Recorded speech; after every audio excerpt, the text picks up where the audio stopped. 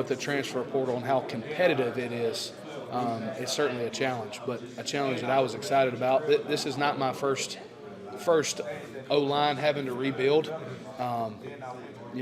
This is the biggest one I've had to rebuild.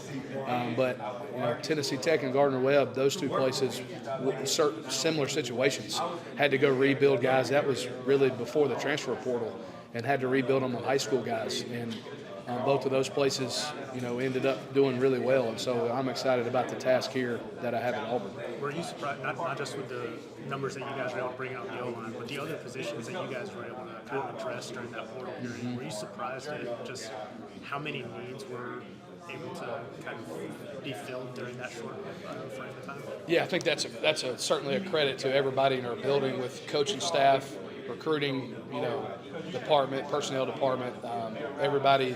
There's a lot of men and women upstairs that their names kind of go unnoticed because they're not in the spotlight, that work really hard to get guys here. So I think that's a combination of working really hard, and I also think that's the excitement of bringing Coach Freeze here, and what we have and what we're going to continue to have here at Auburn. I think that a lot of kids were attracted to that, and I think that that's a huge testament to this place and the tradition of this place. So it was, I guess it kind of was surprising, but then when you sit down and think about it and you think about Auburn, this place has got a lot of tradition, a lot of winning tradition, so that's the way it's supposed to be. Speaking of coming to Auburn, what was the process like for you in making the decision to come from Ole Miss over here? Yeah, so loved my time at Ole Miss. I loved working there. I got a lot of respect for Coach Kiffin. He hired me from Gardner-Webb and trusted me to do a good job there, so certainly have a ton of respect for him, and Coach Jeff Levy, Coach Charlie Weiss, everybody that I worked with there at Ole Miss. Loved my time there. Certainly loved my former players there.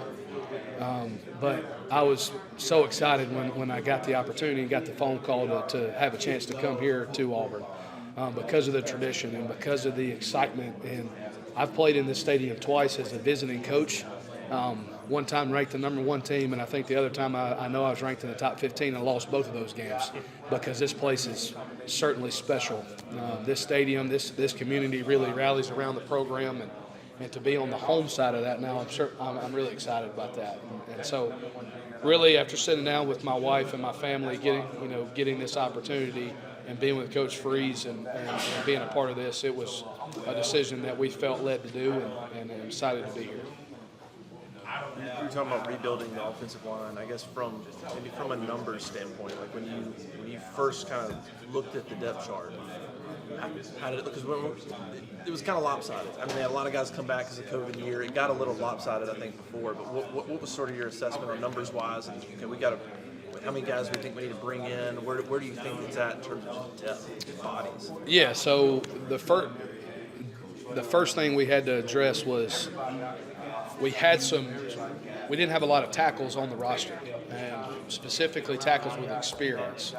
And so that was obviously the number one task, was we got to find tackles that have played college football, that have experience playing multiple spots at tackle, and certainly think we did a great job getting guys that fit that need. And then there's a lot of guys on our roster that haven't played much, but then there's guys like Cam Stutz that have been here 5 to 6 years. So just excited about the mesh, because I'm going to lean on those older guys to help bring along these younger guys in terms of off the field and get them going and get them bought into what we're doing. So I think when you looked at it, when we sat down and looked at it when I first got here, and credit to Kendall Simmons and Joe Bernardi of doing a great job of showing me the roster and the pros and cons of each guy. And they've been certainly instrumental in helping me, recruit these guys and get these guys here, and kind of giving me a vision of where we need to go, what we have on the roster currently. So those two guys, I can't give those guys enough credit of what they've done to help me in this process. What do you look for in an offensive line? High school, portal, whatever. I mean, when you're trying to bring them in, like what's... Yes, sir. The biggest thing is, they have to have the physical traits to play offensive line in this league. We're crazy if we say that's not a huge factor, because this league is big and strong. It's a step below the National Football League. There's a reason why there's more SEC players drafted than any other league. There's a reason why You know, an SEC team has won a national championship. I don't know the actual number, but it's been a while since another league has been a factor. And so, so for us, finding big athletic guys, they have to have length, they have to have athletic ability, balance and body control.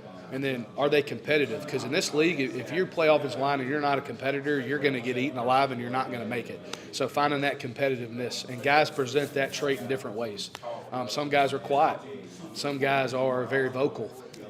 You know, I think we have a mixture of those guys in a room that I'm excited about meshing them together and getting them to go as one. So.